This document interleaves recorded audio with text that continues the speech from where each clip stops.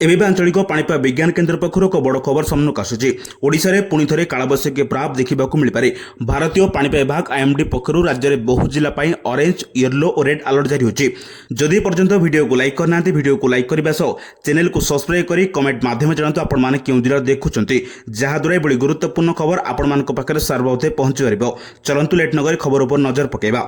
आसंता 24 घंटा मध्य सुंदरगढ़ केन्दुझर मयूरभंज संबलपुर सह अनेक जिले में वज्रपात सह घड़घड़ी वर्षा और घंटा प्रति 50 ରୁ 60 किलोमीटर बेगर पवन बहबारे। अन्यपटे आसंता मौसुमी वर्ष साधारण अधिक होबार संभावना नहीं आईएमडी पक्षर सूचना मिली। यह चाषी मान भल खबर हो पारे। पाणीपाग विभाग परामर्श अनुसार वज्रपात समय खोला स्थान रुहतु ना कि आवश्यक नथिले घर बाहर को जातु ना। उत्तर और पश्चिम ओडिशा रे अनेक अंचल में घन मेघ सृष्टि होता सह हठात वर्षा पवन बहबार संभावना रही। सुंदरगढ़ केन्दुझर मयूरभंज झारसुगुड़ा संबलपुर देवगढ़ बालेश्वर गंजाम गजपति रायगड़ा बालेश्वर भद्रक जिले में वज्रपात सह वर्षा संभावना अधिक रही।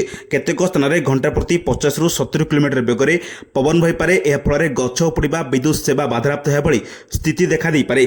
वर्षा जो चाष जमी आर्द्रता बढ़ और खरीफ चाष अनुकूल परिवेश सृष्टि हो। तेज वज्रपात समय चाषी मैंने जमी काम न करने को परामर्श दी जाएगी।